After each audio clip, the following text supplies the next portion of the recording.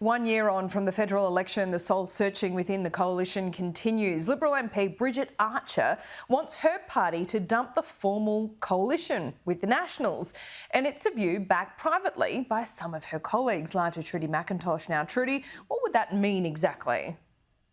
Well, Laura, this would allow for greater product differentiation between Liberal MPs and their Nationals colleagues. Bridget Archer reviving this idea. She's certainly within the moderate wing of the Liberal Party. She's crossed the floor in Parliament something like over 25 times now. But she believes that to do this in opposition, to allow a split between the two parties of the coalition, would save the seats, according to Bridget Archer, of up to half a dozen of her city-based colleagues. Now, we saw this fight on full display at the last election, where Teal candidates were able to successfully unseat city-based Liberal MPs by tying the views of their Conservative colleagues to them. Think of what we saw with Dave Sharma, Trent Zimmerman, even Josh Frydenberg in the seat of Kooyong. Now, this certainly doesn't have universal support in the coalition, make no mistake about that, and you can't even find that many MPs who'd be willing to publicly say that they support this idea.